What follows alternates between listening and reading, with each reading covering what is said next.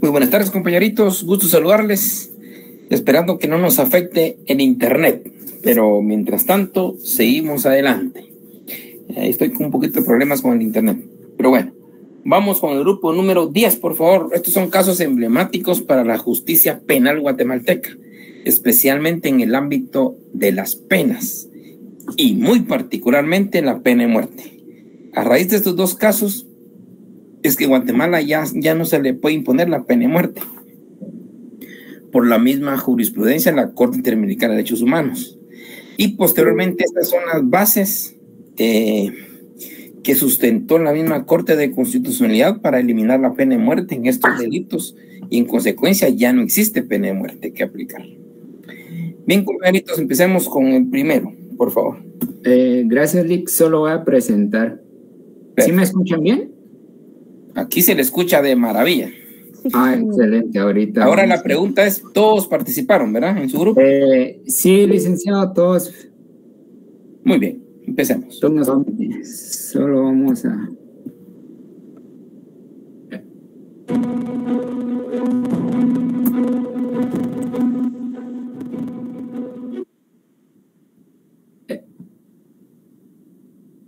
Solo me confirman si se mira bien la presentación, licenciado, disculpe. Yo sí lo veo muy bien. Entonces voy a comenzar. Muy buenas noches, compañeros y licenciado Ronnie López presente. Para nosotros es un honor y un placer el poder compartir, como bien usted decía, un caso muy particular, un caso que se dio, que llegó hasta la Corte Interamericana, que trascendió fronteras, que es el caso de Fermín Ramírez. Nosotros, que somos el grupo número 10, estamos integrados por Janet Peraza, Belda, Mario Oriz de León, Neida Mijangos, Catherine Pérez, William López y su expositor David Ariza.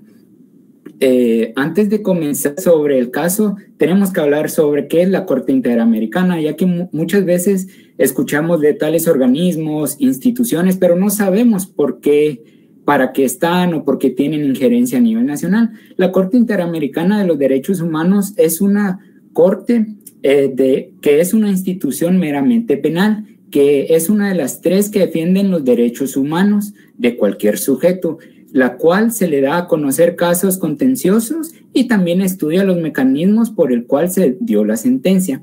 Este caso fue muy particular en Guatemala en el año de 1997. Se dio específicamente en el departamento de Escuintla, que lo tenemos aquí marcado, en el municipio de Iztapa, que ahora muchos lo conocemos como Puerto Iztapa. Este caso de Fermín tiene dos actores principales, el pasivo, que es una niña, Yasmín Torres, de 12 años, y el activo, el mencionado y famoso Fermín Ramírez. Este caso fue un 10 de mayo de 1997, alrededor de las 10 de la noche. Comienza donde Fermín Ramírez está en una tienda, La Bendición, tomando una gaseosa, y mira que pasa una niña llamada Yasmín, de 12 años, y la para preguntarle si no le hace un favor a cambio de 20 quetzales. Recordemos que como era en el año 1997, 20 quetzales era como decir ahorita 200 quetzales, y era fácil ganárselos. Entonces la niña acepta y se va a hacer el favor a la dirección que el señor Fermín indica. Cuando la niña empieza a agarrar camino, el señor Fermín Ramírez espera un par de minutos y la alcanza a la altura de la finca Las Morenas, pero el señor Fermín Ramírez se la lleva contra su voluntad en su bicicleta y la lleva a la par de un quinel. Si podemos ver en la tercera imagen del lado derecho, del lado inferior, un quinel es donde pasa agua de tragante, agua sucia, agua de lluvia. Ahí le empieza a pegar de una manera muy fuerte y la estrangula, y a raíz de eso muere la niña. Y ya estando muerta la niña, empieza a quitarle la ropa y empieza a violarla.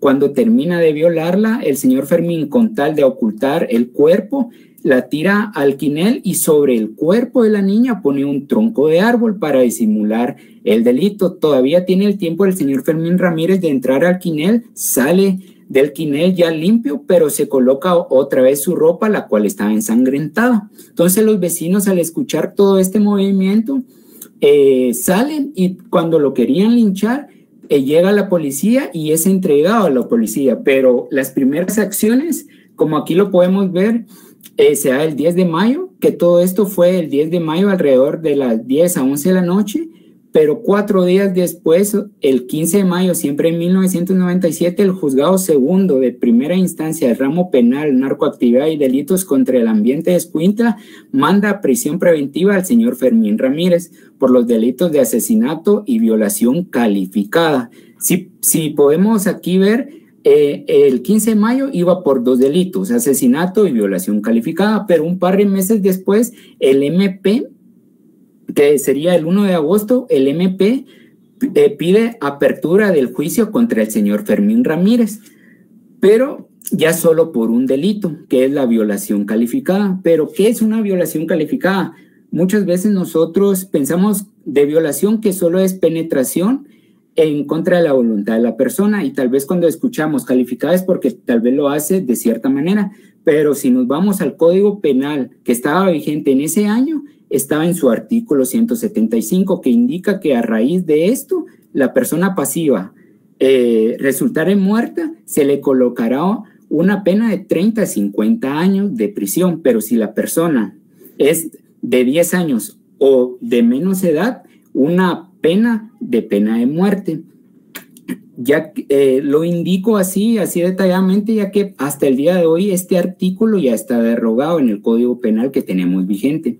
Entonces, el 18 de diciembre admitieron esta acusación por parte del MP y empiezan las audiencias, pero la principal y donde realmente se vuelve aquí la gran disputa y pelea fue el 5 y el 6 de marzo, ya que empieza el debate oral y público, ya que en el día 5 de marzo en la mañana el señor Fermín Ramírez, su defensa, dan sus testimonios, presenta su defensa, todos los elementos, pero luego el MP presenta el informe médico, en el cual indica que sí encontraron semen en las partes íntimas de la niña y sangre, pero además tenían los pulmones aumentados de tamaño, tenían muchas partes de la niña muy lastimadas, estaban quebradas. Entonces, el tribunal de dicha audiencia, analizando el informe médico, llama a ambas partes y les indica que puede variar la calificación del delito, pero solo esto les indica. Entonces, al otro día, cuando dan la sentencia firme, el presidente del tribunal, por unanimidad, indica que cambiaron la calificación del delito y que ahora es asesinato y la sentencia es una pena de muerte. Entonces, aquí la pregunta es, ¿será que el tribunal podía cambiar la calificación del delito? Entonces nos vamos al artículo 388, en el cual indica del Código Procesal Penal que en la sentencia el tribunal podrá dar al hecho una calificación jurídica distinta de aquella de la acusación o del auto de apertura del juicio, o imponer penas mayores o menores que la pedida por el Ministerio Público. Entonces, a base de este artículo, sí ellos podían cambiar la calificación del delito de violación calificada a asesinato, no hay un problema, pero si nos retrocedemos a artículos siempre el Código Procesal Penal también indica que si el presidente va a cambiar la calificación del delito, tiene que también indicarles que pueden suspender el juicio, pueden presentar nuevos testimonios, nueva defensa, lo cual no ocurrió. Entonces aquí al señor Fermín Ramírez le violaron varios derechos por el motivo que ya no se pudo defender de esta acusación. Incluso un constitucional que nos indica que toda persona es inocente mientras que se le demuestre lo contrario. Entonces nos pasamos a los que son los conceptos jurídicos, en el cual básicamente es donde la Corte Interamericana plasma derechos o principios que para ellos se violaron. Voy a mencionar 10 porque hay más principios y vamos a explicar 3 de los más importantes. El primero es el principio de congruencia entre la acusación y sentencia. La segunda es garantías judiciales, principio de correlación, peligrosidad del agente, acceso a un recurso efectivo, principio de legalidad, derecho de gracia, obligación de reparar, amparo y un acceso a un recurso efectivo. El primer principio es clave y principal, ya que nos indica que es un principio de congruencia entre la acusación y sentencia. Aquí para la Corte Interamericana indica que por los elementos que presentó el MP no era contundente para que dictara el tribunal una pena de muerte, por ende se le violó este principio. Luego, garantías judiciales, ahí nos lleva a que se violó exactamente el artículo 8 de la Convención Americana de los Derechos Humanos en su inciso B y C, que indica que tiene que haber una comunicación previa y detallada de la acusación que se le está formulando al inculpado, en este caso al señor Fermín Ramírez, lo cual nunca hubo una comunicación ni previa ni después, solo cuando escucharon que iba a ser pena de muerte por asesinato.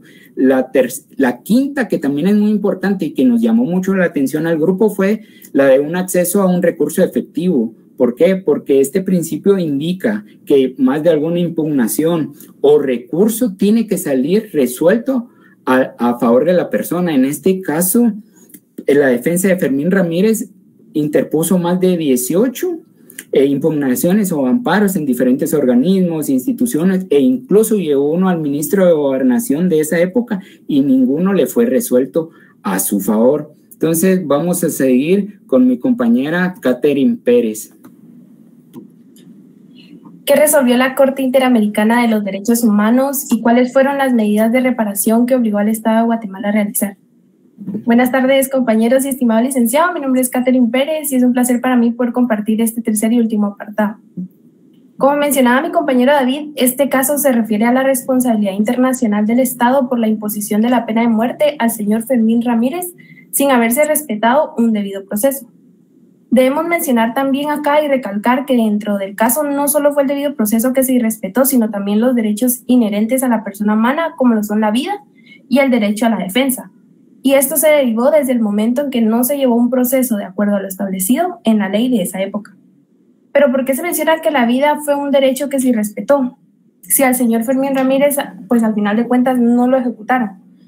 Bueno, pues al derecho de la vida lo sustenta todo ser humano con el objeto de poder mantener y de desarrollar plenamente su existencia biológica y social conforme a su dignidad. Sobre la vida descansa cada uno de los derechos y de los valores que el ser humano es portador. Conforme a esto se puede entender que el derecho a la vida es aquel que todas las personas tenemos y que utilizamos para poder lograr un desarrollo como seres humanos dentro y fuera de una sociedad. Y por el simple hecho de nosotros tener vida, tenemos acceso inmediato a otros derechos que son inherentes desde el momento en que nos conciben o procede nuestro nacimiento. Al momento de ser violado, se atenta contra todos los demás derechos fundamentales y por tal razón, dentro de este caso, fue violado el derecho a la vida, ya que se atentó en contra de la dignidad, el derecho a la defensa y entre algunos otros. Contrario al derecho a la vida, podemos mencionar también que la pena de muerte es para el autor Ronnie López, no es un acto de legítima defensa frente a una amenaza inminente contra la vida. Consiste en dar muerte de forma promediada a una persona que podía ser sancionada con otros métodos menos gravosos y más eficaces.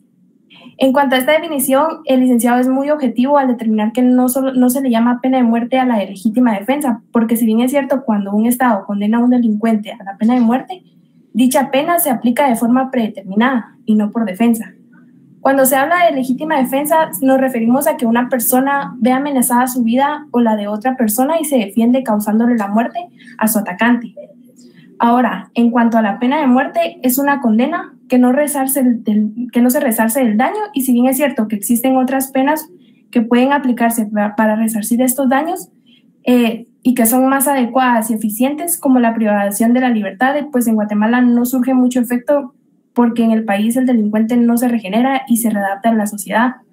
Pero en otros países esta clase de condenas tiene muy buenos resultados. Es importante mencionar que Guatemala, por ser parte del Pacto de San José, no puede aplicar la pena de muerte hasta el día de hoy. La Corte Interamericana de los Derechos Humanos condenó al Estado de Guatemala por no cumplir con los deberes que adquirieron al momento de ratificar la Convención Americana sobre los Derechos Humanos. Por ser obligación de todos los estados partes en proteger a los ciudadanos para el libre ejercicio y el goce de sus derechos y así evitar las violaciones a los mismos. Como se logró comprobar en el presente caso, dicha corte, apegada en la ley, condenó al Estado de Guatemala por las violaciones cometidas. Dentro de las resoluciones que podemos resaltar, hubieron varias, pero les vamos a mencionar las 5 más importantes. Y es importante también que comentemos que en una resolución en un caso implica llegar a una decisión o un veredicto en un proceso judicial. Esta puede implicar determinar si alguien es culpable o inocente en un juicio penal o si tiene parte de derecho a compensación en un juicio civil. La Corte resolvió y concluyó en primero que el Estado de Guatemala sí violó el artículo 8.2 de la Convención Americana, como ya lo comentaba mi compañero David, que habla sobre las garantías judiciales. En base a esto se está totalmente de acuerdo que el Estado de Guatemala lo violó, ya que los mismos, en este caso es evidente que en ningún momento se le dio la oportunidad de saber de forma detallada al señor Fermín Ramírez de la acusación que se le hacía, ni el tiempo ni los medios para que él pudiera realizar una defensa adecuada, y por tal motivo se le violó el derecho a la defensa, al momento que se le condenó por un delito por el cual no se ligó a un proceso. En segundo, se declaró que el Estado de Guatemala no violó el artículo 25 de igual manera de la Convención Americana. Habla sobre la protección judicial. Se declaró que no se violó el artículo 25 de la Convención Americana. Si bien es cierto existieron los recursos y fueron resueltos, pues era obligación de estos tribunales el análisis de dicha sentencia y poder resolver en base a que dicha sentencia no se ajustaba a derecho por ser los magistrados conocedores del derecho y de las garantías del debido proceso. Era su obligación resolver y de administrar justicia, y no lo hicieron al resolver sin lugar la mayoría de recursos. En tercero, se declaró que el Estado de Guatemala violó el artículo 9 con relación al artículo 2 de la Convención Americana sobre los Derechos Humanos, y es que habla del principio de legalidad y de retroactividad.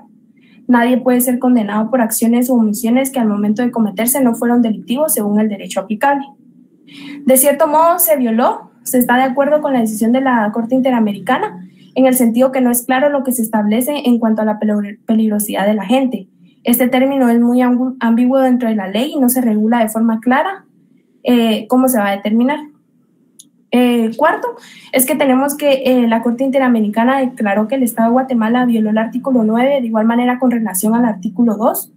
Efectivamente se hizo violación a este derecho por no haberle quitado la vida, pero sí por no permitirle el derecho de solicitar indulto, amnistía o una conmutación de la pena. El quinto es que la Corte Interamericana de los Derechos Humanos declaró que el Estado de Guatemala violó el artículo 5 en sus numerales 1 y 2, siempre de la Convención Americana. Habla del derecho a la integridad personal. Requerir al Estado de Guatemala que adopte todas las medidas que sean necesarias para dar efectivo y pronto acercamiento a los puntos pendientes de cumplimientos de las sentencias dictadas en los casos Fermín Ramírez. Esto nos lleva a las medidas de reparación. La Corte Interamericana de Derechos Humanos, en reparación del caso, obligó al Estado a realizar medidas legislativas y administrativas necesarias para establecer el debido proceso. La primera es que el Estado de Guatemala debe de realizar un nuevo enjuiciamiento en contra del señor Fermín Ramírez, en el cual se le debía de acusar desde el inicio por el delito de asesinato, y en el desarrollo de dicho proceso pues se debía de cumplir con todas las garantías y los principios procesales, cumpliendo así un debido proceso, sin la violación al derecho a la defensa, y debía de ser juzgado en base a la ley, pero sin tomar en cuenta lo de peligrosidad de la gente. En segundo, el Estado de Guatemala debe cumplir con proveerle al señor Fermín Ramírez un tratamiento sin costo, por medio del Centro de Salud del Estado, por lo afectado psicológica y físicamente por el proceso. Con lo cual el Estado de Guatemala en su tiempo sí lo cumplió. El Estado de Guatemala le brindó asistencia médica, psicológica y odontológica, y le proporcionó los medicamentos adecuados por medio de la clínica del centro penal. En tercero, es que Guatemala debe de buscar la manera que los centros en los que residen los privados de libertad sean adecuados para que el mismo cumpla su condena. Este apartado no fue precisamente solamente para el caso en sí, sino en general para que Guatemala adoptara estas medidas de reparación. Cuarto, pero no menos importante, es que el Estado de Guatemala debe de cumplir con el pago de gastos al Instituto de Estudios Comparados en Ciencias Penales. En cuanto a la condena del pago de reintegro de gastos, efectivamente, pues el señor Fermín Ramírez fue defendido por la Defensa Pública, el cual es un instituto del Estado de Guatemala, y pues por tal motivo no se le podía condenar al Estado de Guatemala que reintegrara el pago de gastos, porque se estaría pagando a sí mismo, pero del procedimiento que se llevó ante la Comisión Interamericana de los Derechos Humanos y la Corte, sí lo llevó por medio del Instituto de Estudios Comparados en Ciencias Penales y por tal motivo, en este caso sí se debía hacer el reintegro de los gastos, con lo cual en su tiempo también el Estado de Guatemala lo cumplió. La Corte Interamericana destacó el deber que tienen los estados de proteger a todas las personas, evitando los delitos, sancionar a los responsables de estos y de poder mantener el orden público, particularmente cuando se trata de hechos como los que dieron origen al proceso penal seguido contra el señor Fermín Ramírez, que no solo comportan una lesión a los individuos, sino al conjunto de la sociedad y merecen el más enérgico rechazo, más cuando perjudican a niños y a niñas.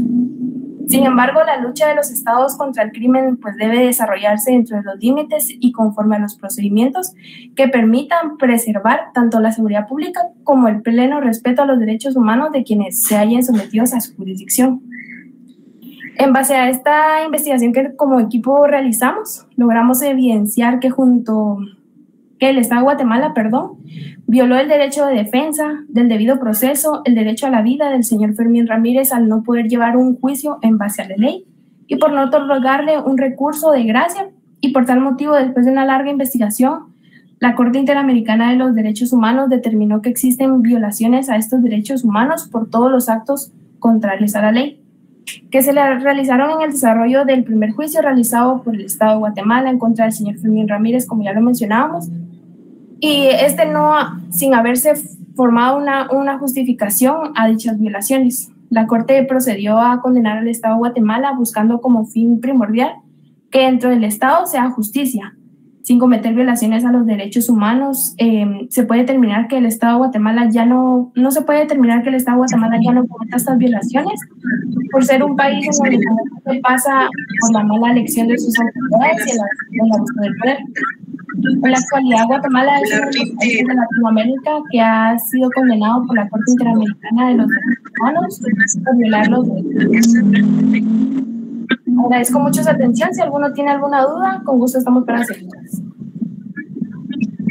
Excelente presentación. De verdad, me encantó, especialmente tomando en consideración que este caso, igual como el siguiente, tienen grandes repercusiones o tuvieron grandes repercusiones en la justicia penal guatemalteca, especialmente en la pena, como ya lo indiqué anteriormente.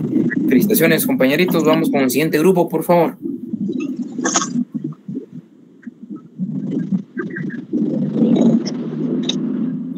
¿Qué tal? Muy buenas noches, compañeros, doctor. Es un gusto estar acá con ustedes. A continuación voy a hacer la presentación de nuestro grupo. Solo me confirman si se escucha todo bien. Perfecto. Sí, compañero. Muchas gracias. Buenas noches, somos el grupo número 11. Tenemos a bien disertar el caso Rascacó Reyes versus Guatemala. Presentamos a los integrantes del grupo. Caso Rascacó Reyes versus Guatemala. Para un mejor análisis del entendimiento de este caso y para que llevemos un orden en lo que es la disertación del tema, nosotros hemos visto la necesidad de hacer un preámbulo A, ¿verdad? Donde vamos a analizar las secciones. En este caso, la sección A va a estar compuesta por los datos generales del caso. Nuestra sección B, en este sentido, va a estar por el desarrollo del caso, en el cual vamos a ver los hechos, los procedimientos ante la comisión, el procedimiento ante la Corte Interamericana, la competencia y admisibilidad, y finalmente un análisis del caso a fondo, ¿verdad? Asimismo, en la sección B, en la sección C que vamos a tener bien a desarrollar, vamos a tener las actuaciones posteriores a las sentencias, así como el cumplimiento de los conceptos jurídicos que se solicitaron en este caso, derivado de la sentencia que se está analizando el día de hoy. Iniciamos con la sección A del caso, los datos del caso. En este sentido, la víctima fue el señor Ronald Ernesto Rascacó Reyes. Los representantes es el Centro por la Justicia y el Desarrollo Internacional, el Instituto de la Defensa Pública Penal. El estado demandado es Guatemala. Asimismo, la petición del caso ante la CIDH fue la 12.404. El número de caso es el serie C número 133, ¿Qué derechos a considerar según la Convención Americana sobre los Derechos Humanos? En este sentido tenemos el artículo 1, el artículo 2, el artículo 4, el artículo 5, el artículo 8 y el artículo 25, los cuales se van a estar desarrollando posteriormente.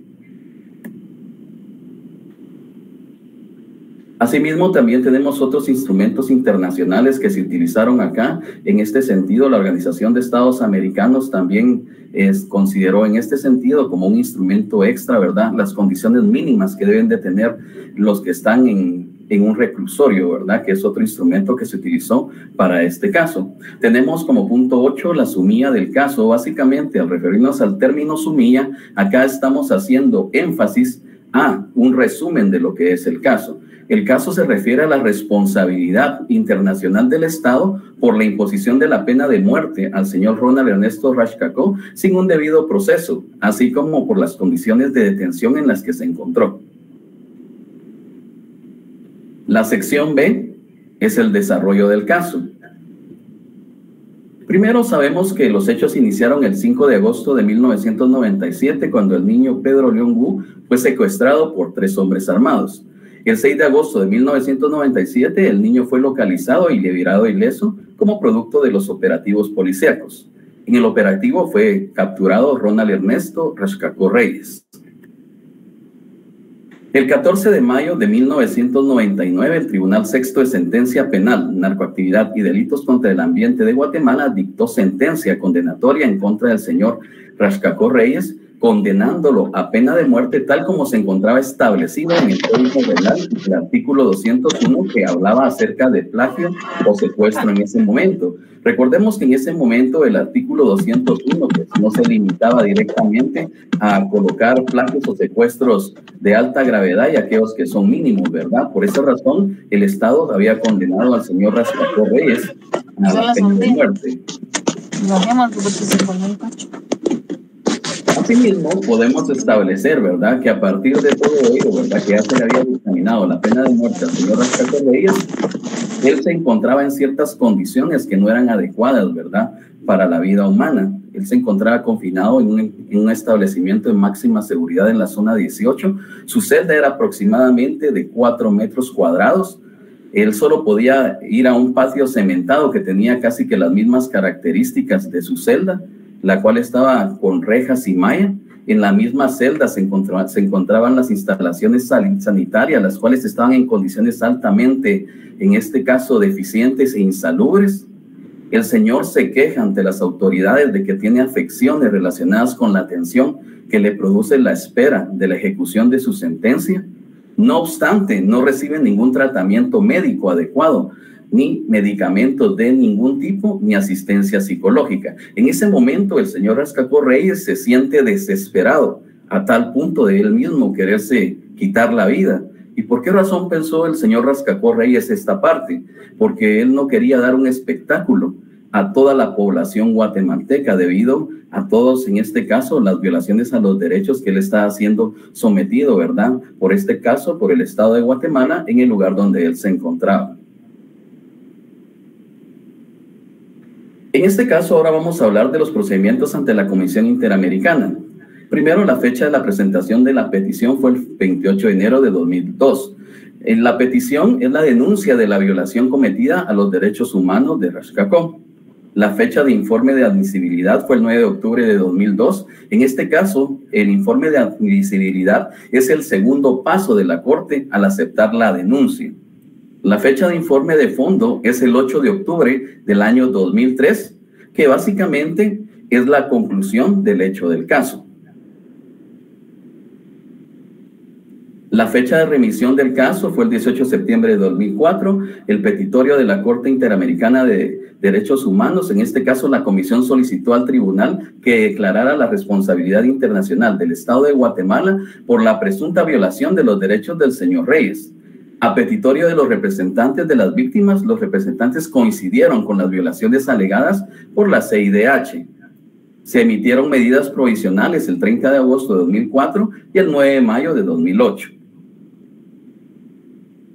La competencia y admisibilidad del caso. En este sentido, Guatemala ratificó la Convención Americana el 25 de mayo de 1978 y reconoció la competencia contenciosa de la Corte el 9 de marzo de 1987, con lo cual ellos aceptaron regirse a la normativa establecida por la CIDH.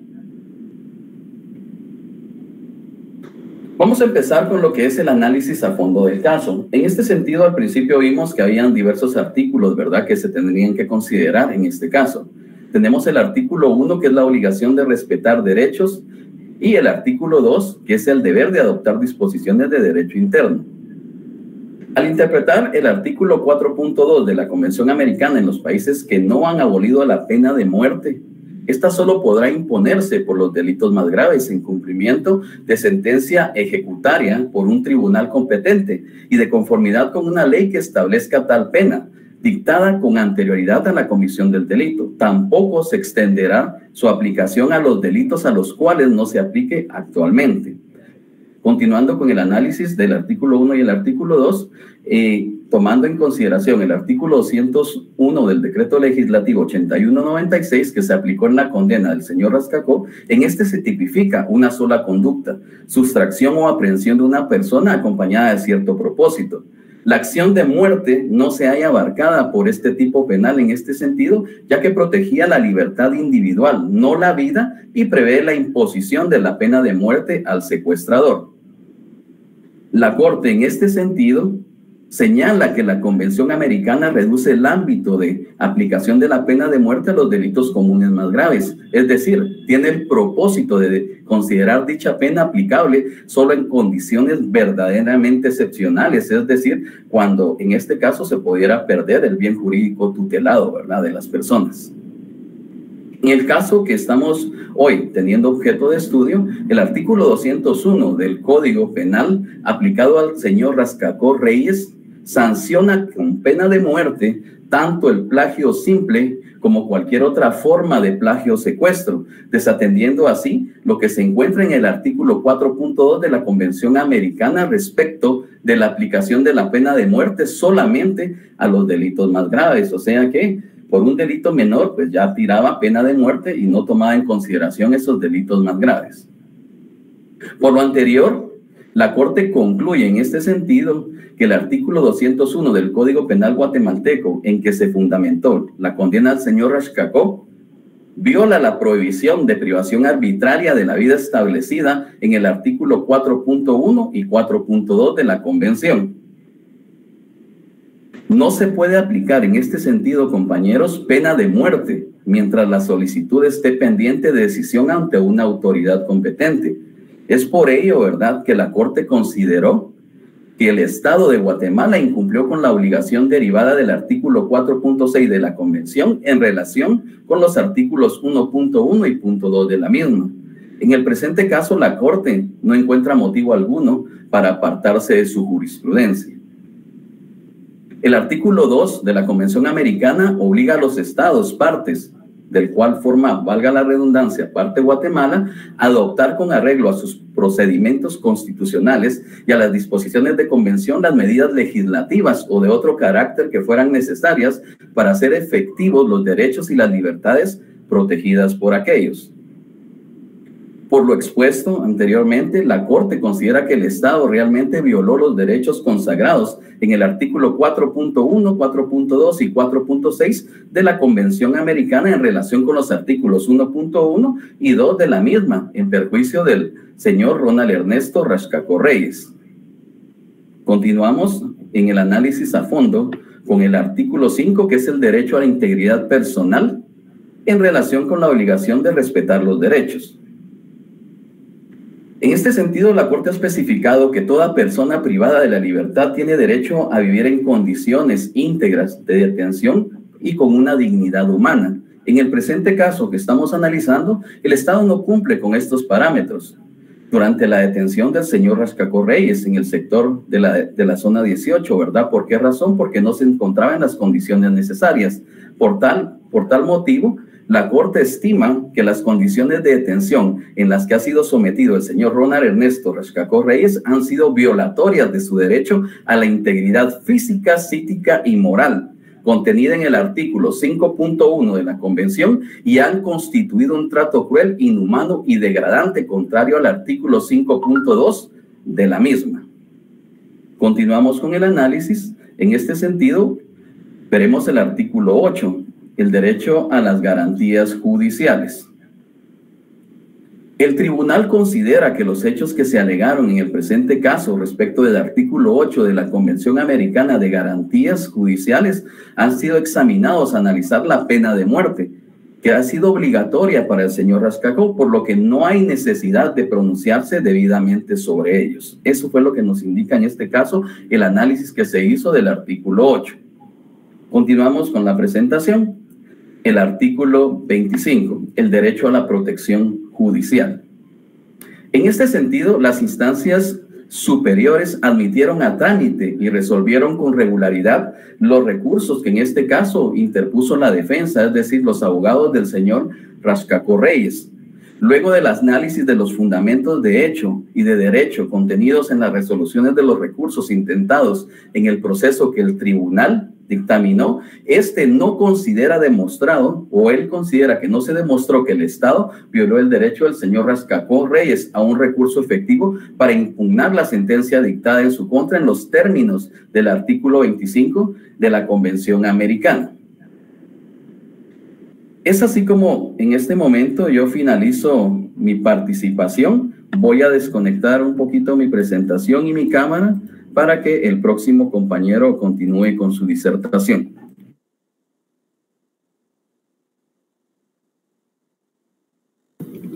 Muy bien, terminó la presentación del grupo, entiendo. No, buenas noches, licenciado. Ahorita voy a continuar yo. Okay. Mi nombre es Darío López. Buenas noches, compañeros. Buenas noches, Lico. Ahorita vamos a seguir con la presentación y lo que yo les traigo hoy por exponer el día de hoy. Permítame, solo pregunto.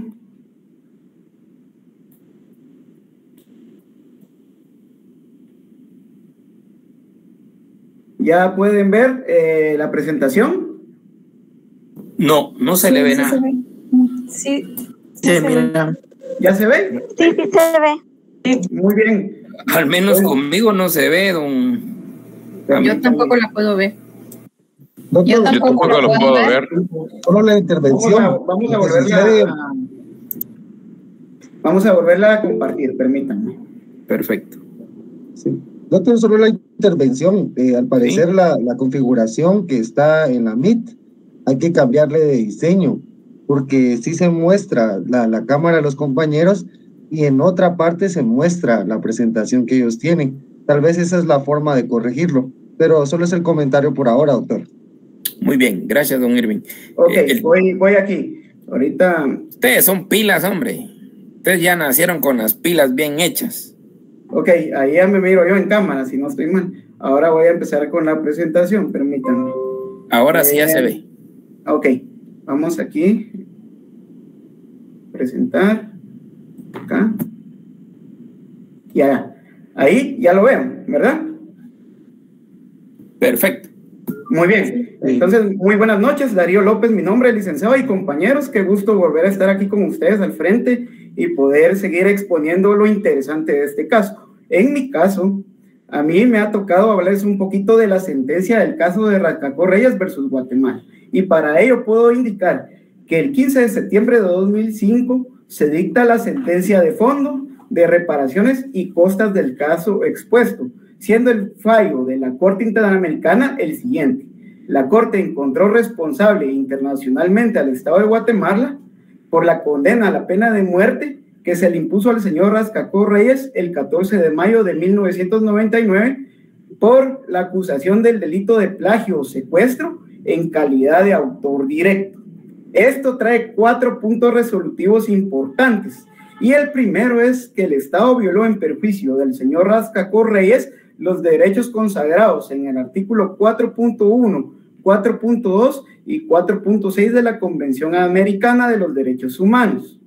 El segundo es que el Estado violó en perjuicio del señor Rascacó Reyes el derecho a la integridad personal consagrado en el artículo 5.1 y 5.2 de la Convención Americana sobre los Derechos Humanos. El tercero es que no está demostrado que el Estado haya violado en perjuicio del señor Rascacó Reyes el derecho a la protección judicial consagrado en el artículo 25 de la Convención Americana sobre los Derechos Humanos. Y el cuarto, esta sentencia constituye per se una forma de reparación en los términos del párrafo 131 de la misma. Acá quisiera yo hacer un poquito un análisis más profundo de lo que se les acaba de exponer en este caso. Entonces, la Corte determinó que Guatemala amplió la aplicación de la pena de muerte a todos los casos de plagio y secuestro de forma contraria a lo dispuesto en el artículo 4, que tiene que ver con el derecho a la vida, ¿verdad? Debido a que el momento en que se ratificó el tratado en Guatemala, se sancionaba con pena de muerte el delito de plagio o secuestro solo con un motivo específico, que era cuando fallecía la víctima. También determinó que el Estado incurrió en violaciones al derecho a la vida debido a que el delito de plagio y secuestro no se encontraba dentro de la categoría de delitos más graves, que era lo que requería la Convención para poder permitir la aplicación de la pena de muerte. La tipificación de dicho delito en el Código Penal ordenaba la aplicación de la pena de muerte de forma automática, de manera que el juzgador no valoraba las circunstancias particulares del delito y del acusado, tales como lo eran los antecedentes penales de este y de la víctima, el móvil, la extensión e intensidad del daño causado y las posibles circunstancias atenuantes o agravantes que pudieran verse dado, entre otras consideraciones, ¿verdad? Además, la Corte observó que no existía en la legislación guatemalteca alguna regulación que hiciera efectivo el derecho a solicitar indulto, amnistía o conmutación de la pena de muerte. Y el Estado también incurrió en una violación a la integridad física, psíquica y moral de Rascacó, debido a que las condiciones carcelarias a las que él fue sometido desde el 14 de mayo no eran las que exigen los estándares internacionales, ¿verdad? Luego, yo les puedo hablar también un poquito de las reparaciones del caso, y entre estas fueron 8 las más importantes que encontramos en el equipo de trabajo de investigación. La primera era abstenerse de ejecutar la pena de muerte y ejecutar a los condenados por el delito de plagio y secuestro. La segunda era dejar sin efecto la pena de muerte impuesta al señor Rascacó Reyes en la sentencia del Tribunal Sexto de Sentencia Penal, Narcoactividad y Delitos contra el Ambiente, ¿verdad? La tercera era adoptar medidas para mejorar las condiciones de las cárceles que se adecuaran al estándar internacional. La cuarta era brindar un tratamiento médico y psicológico digno y justo al imputado Rascacó Reyes.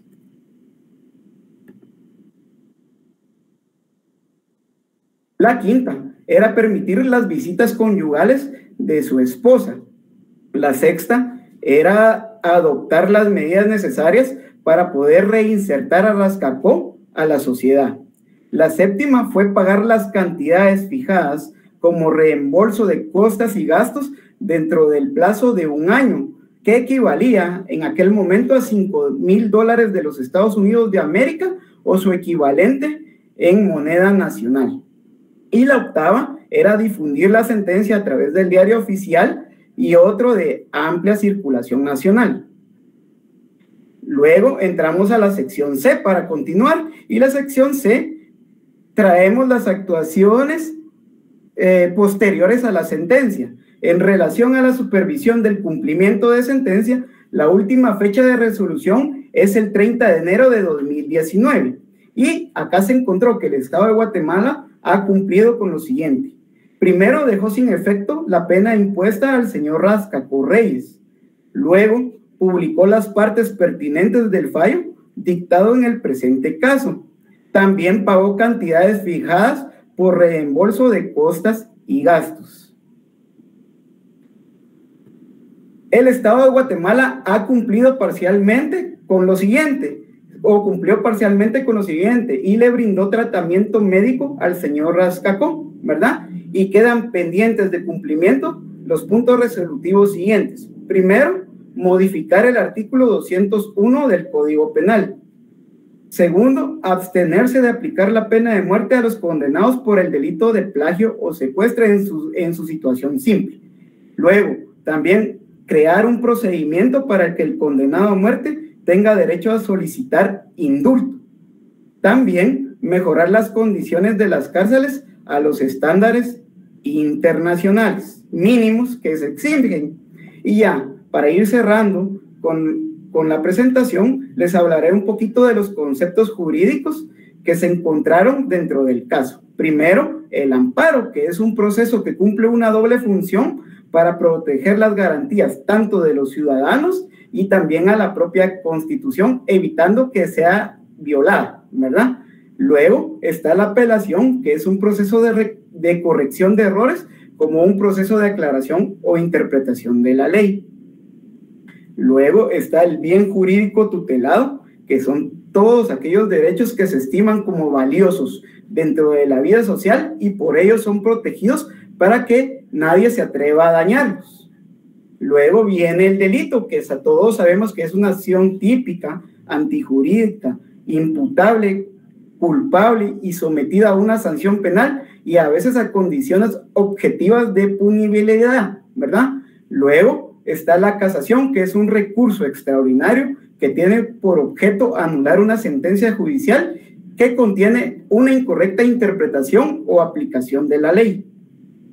Luego está el perjuicio.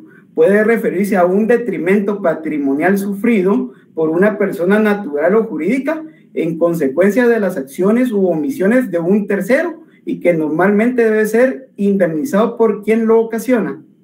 También está la petición de indulto, que es una causa de extinción de la responsabilidad penal que supone el perdón de la pena. También el recurso de gracia es el último recurso que el condenado a muerte puede agotar para evitar su ejecución. Luego está la sanción, que es un castigo o una reprimenda que algún tipo de autoridad o poder ejerce sobre un tercero, como consecuencia por incumplir una norma, violar una ley o alguna otra conducta considerada contraria al orden común. Y por último, encontramos el concepto de sentencia, que es un acto de declaración en la que se puede extinguir, también modificar o reconocer una situación jurídica emanada de una autoridad pública, parte integrante de un poder del Estado que le ha conferido esa potestad y que debe ejercerla de acuerdo a su propia competencia. Eso es todo lo que podemos decirles del caso y les agradecemos por su atención en esta noche, licenciado y compañeros. Muchas gracias por su atención. Excelente. Excelente, no me queda más que felicitarles. Se pasaron un poquito de tiempo, pues, pero eso vale la pena, ¿verdad? Es solo una correccioncita. Sobre ese tema vamos a abarcar un poquito más en su momento, cuando estemos en clase, pero vale la pena recordar que dicen ustedes puntos que están pendientes de cumplimiento. Ya se cumplió casi todo, a excepción de la modificación del tipo penal, del tipo penal de secuestro, y lo relativo a las cárceles, porque en cuanto a la imposición de la pena de muerte, pues efectivamente ya dejó sin efecto. En cuanto al tema del indulto, pues ya no hay necesidad, porque la misma Corte de Constitucionalidad con base en estas dos sentencias, pues determinó que ya pena de muerte ya no puede existir en esos tipos penales.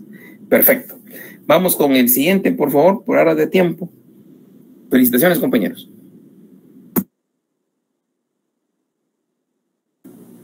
Buenas noches, magistrado Ronnie López, a su asistente, licenciada Georgina, y compañeros estudiantes de cuarto semestre de la sección C de esta bonita carrera de Derecho. Nosotros somos el grupo 12. Nuestro eslogan es Unidos por la Paz.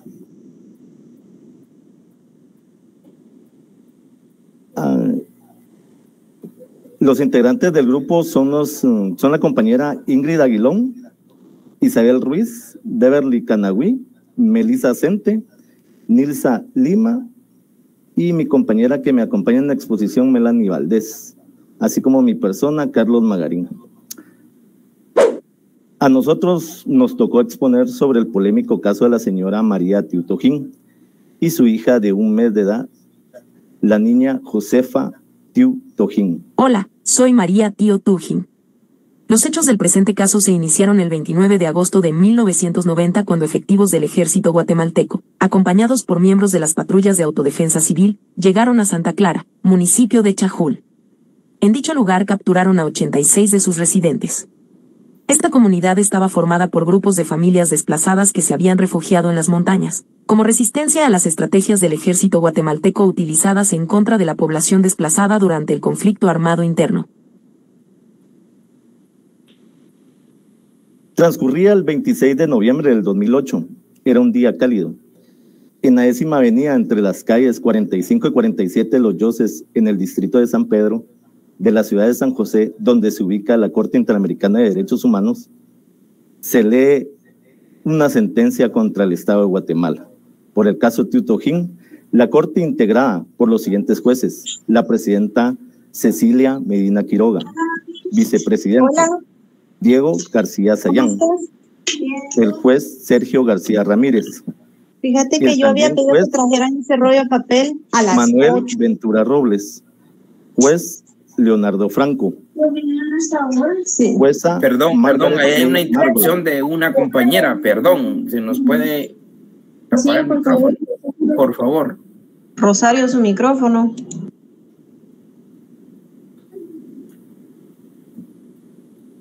Continúa. La Corte integrada por los siguientes jueces: la presidenta Cecilia Medina Quiroga, vicepresidente Diego García Sayán, el juez Sergio García Ramírez, el también juez Manuel Ventura Robles, el juez Leonardo Franco, jueza Margaret Macaulay, jueza Radis Abreu Blondet, el juez Álvaro Castellanos Howell, además del secretario Pablo Saavedra Alessandri. Por tanto, la Corte declara por unanimidad que 1. Acepta el reconocimiento de responsabilidad internacional efectuado por el Estado sobre la violación de los derechos consagrados de la Convención de los Derechos Humanos y de la Convención Interamericana sobre la Desaparición Forzada de la señora María Tiu Tojín. 2. Acepta el reconocimiento de la responsabilidad internacional efectuado por el Estado sobre la violación de los derechos consagrados de la Convención de los Derechos Humanos y de la Convención Interamericana sobre la Desaparición Forzada de la niña Josefa Tiu Tojín.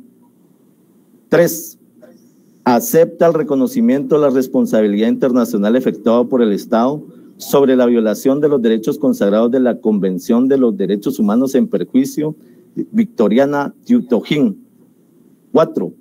Acepta el reconocimiento de responsabilidad internacional efectuado por el Estado sobre la violación de los derechos consagrados de la Convención de los Derechos Humanos en perjuicio de Josefa Tiu Imul, Rosa Tiu Tojín, Pedro Tiu Tojín, Manuel Tiu Tojín y Juana Tiu Tojín. Pero ¿cómo iniciaron los hechos que provocaron la condena contra el Estado de Guatemala? María Tiu Tojín y su hija de 1 mes de edad, Josefa Tiu Tojín, fueron detenidos por el ejército en el pueblo de Santa Clara, en el área de Macchel, en el departamento del Quiché, en una mañana del 29 de agosto de 1990, junto con un grupo de 85 campesinos, entre ellos mujeres y niños, de la comunidad de población en resistencia CPR. El grupo fue detenido por aproximadamente 100 soldados y 40 miembros de una patrulla de autodefensa civil, también conocidas como PAC. María Tiu Tojín y los demás fueron obligados a caminar durante 9 horas, desde las 8 de la noche a las 5 de la mañana. Una vez tuve la oportunidad de escalar el volcán de agua de noche y aproximadamente tomamos ese tiempo más o menos. Y desde ahí pude comprender yo la tortura que estaba pasando esta gente, porque estaban aguantando hambre, estaban aguantando frío, sueño, además que no les permitían, me imagino que los obligaban a caminar más de lo que sus fuerzas les daban.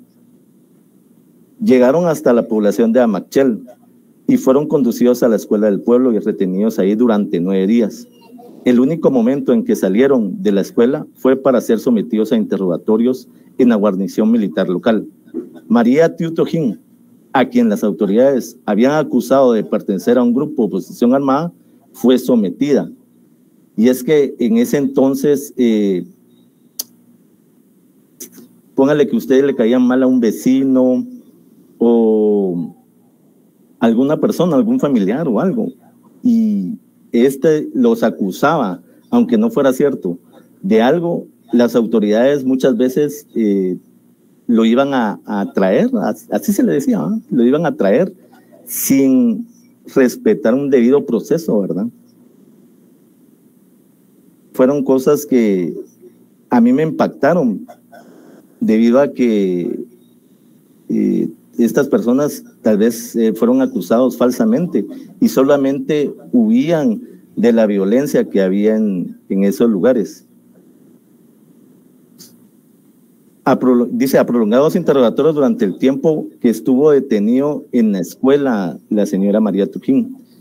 Con frecuencia no volvía ahí hasta el anochecer, y en la mañana del 8 o 9 de septiembre el grupo fue llevado a La Pista, un pueblo cercano a Amachel, de donde fueron trasladados en vehículos del ejército a la guarnición militar en Nevaj Central.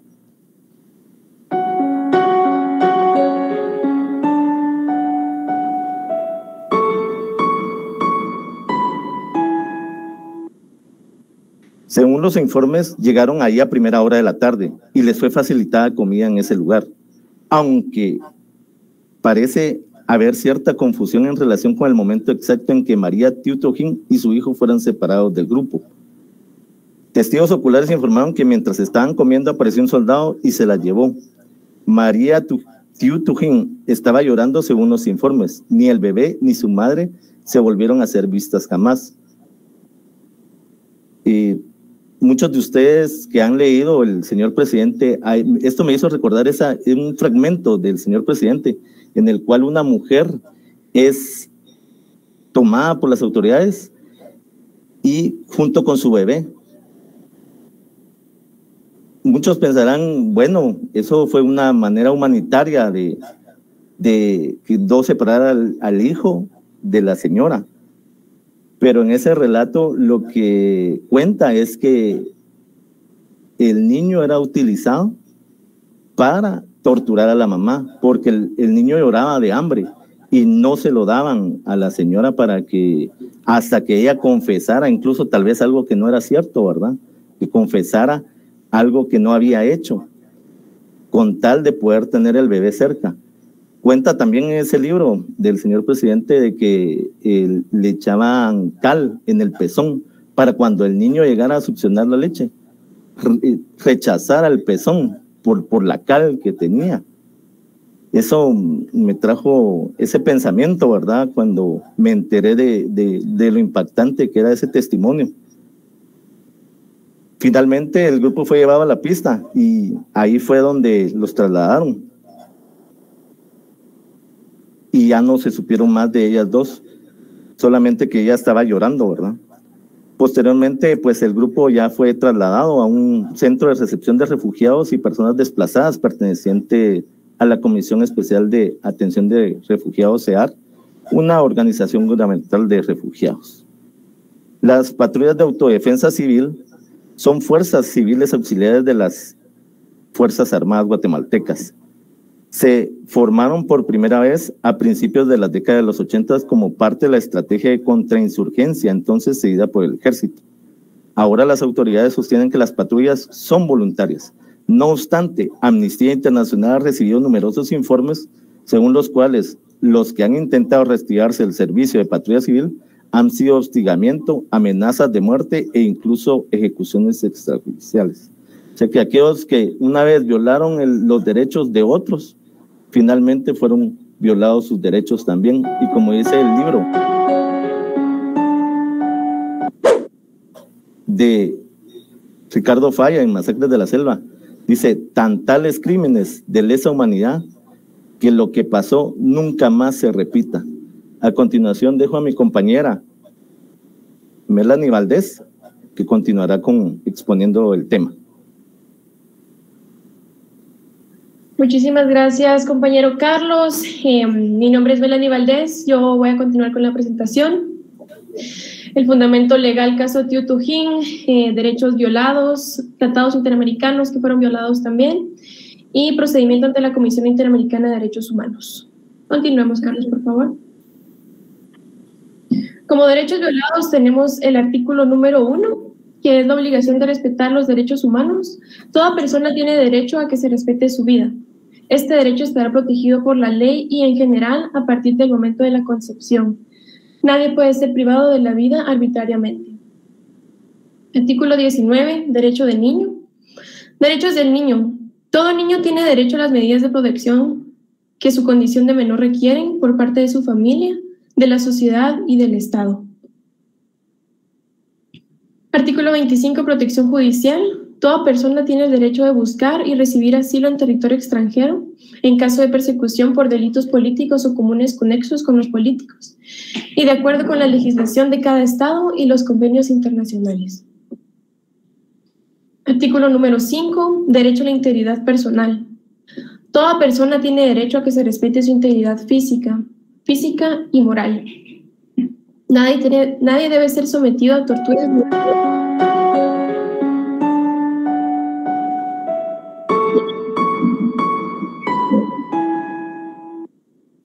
o tratos crueles, inhumanos o degradantes. Toda persona privada de libertad será tratada con el respeto debido a la dignidad inherente al ser humano. Siguiente, el artículo 7, derecho a la libertad personal. Nadie puede ser privado de su libertad física, salvo por las causas y las condiciones fijadas de antemano por las constituciones políticas de los estados, partes o por las leyes dictadas conforme a ellas. Artículo 8, garantías judiciales. Toda persona tiene derecho a ser oída con las debidas garantías y dentro de un plazo razonable, por un juez o tribunal competente, independientemente e imparcial, establecido con anterioridad por la ley, en la sustanciación de cualquier acusación penal formulada contra ella o para la determinación de sus derechos y obligaciones de orden civil, laboral, fiscal o de cualquier otro carácter. Siguiente, por favor, Carlos.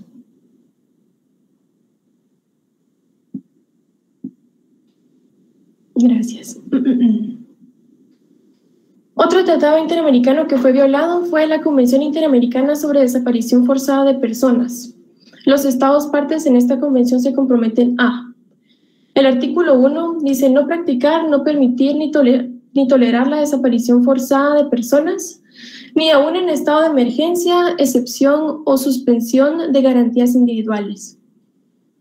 Sancionar en el ámbito de su jurisdicción a los autores, cómplices y encubridores del delito de desaparición forzada de personas, así como la tentativa de comisión del mismo. Cooperar entre sí para contribuir a prevenir, sancionar y erradicar la desaparición forzada de personas y tomar las medidas de carácter legislativo, administrativo, judicial o de cualquier otra índole necesarias para cumplir con los compromisos asumidos en la presente convención. Siguiente, por favor. Este es el procedimiento ante la Corte Interamericana de Derechos Humanos. Empezamos con la remisión del caso a la Corte Interamericana de Derechos Humanos, que fue el 28 de julio de 2007.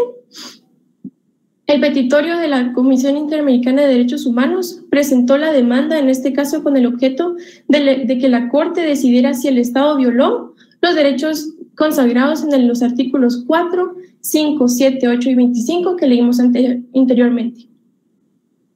En relación con la obligación general de respeto y garantías de los derechos humanos establecida en el artículo 1.1 del mismo instrumento y el artículo 1 de la Convención Interamericana de Desaparición Forzada de Personas, en perjurio de María y Josefa Tío Tujín. El artículo 19 de la Convención Americana en relación con la obligación general contenida en el artículo 1.1 del mismo tratado. Peritorio de los representantes de las víctimas. Los representantes de las víctimas coincidieron totalmente con las violaciones alegadas por las víctimas. Y la fecha de audiencia fue el 30 de abril del 2008. Siguiente, por favor.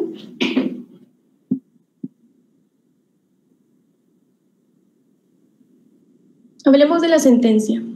El 28 de julio de 2007, de conformidad con lo dispuesto en los artículos 51 y 61 de la Convención Americana, la Comisión Interamericana de Derechos Humanos sometió a la Corte una demanda en contra de la República de Guatemala en relación a la supuesta desaparición forzada de María Tío Tujín y su hija Josefa, ocurrida en el municipio de Chajul, departamento de Quiché, a partir del 29 de agosto de 1990, en manos efectivos del ejército guatemalteco junto con miembros de las patrullas de autodefensa civil.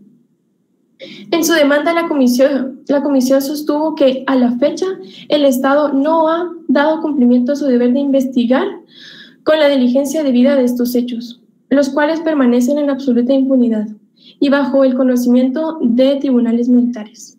A criterio de la comisión, el presente caso refleja los abusos cometidos durante el conflicto armado por las fuerzas militares contra el pueblo indígena, maya y las comunidades de población en resistencia. Siguiente, por favor. Las medidas de reparación. El Estado también señaló que había adoptado las recomendaciones de la Comisión para reparar las violaciones a todos los derechos humanos, a saber, un acto de disculpa presidido por el presidente de la República, el pago de una indemnización económica a los familiares de las presuntas víctimas y la construcción de un monumento a su memoria. Por lo tanto, solicitó a la Corte que al resolver el presente caso tome en consideración las medidas de reparación implementadas por el Estado y su cumplimiento acorde a los requerimientos de los peticionarios. El 5 de junio de 2008, los representantes y el Estado remitieron sus respectivos alegatos finales escritos. El 6 de junio de 2008, la Comisión nos remitió. Muchas gracias.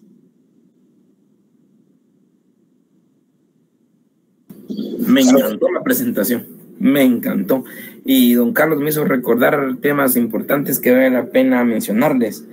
Yo no sé si ya leyeron todos este libro de Masacres de la Selva. Es un libro interesante, muy bueno, especialmente hacer un poco de conciencia, no un poco, bastante conciencia de no volver a caer en esas mismas circunstancias que cayó nuestro pueblo en su momento. La verdad, me encantó, hasta inteligencia artificial pusieron ahí. Felicitaciones, felicitaciones a todo grupo, felicitaciones a los 3 grupos que pasaron muy bien el día de hoy. Nos vemos el viernes, compañeritos, con los siguientes. Se cuidan, buenas noches. Gracias. Felicidades. Buenas noches.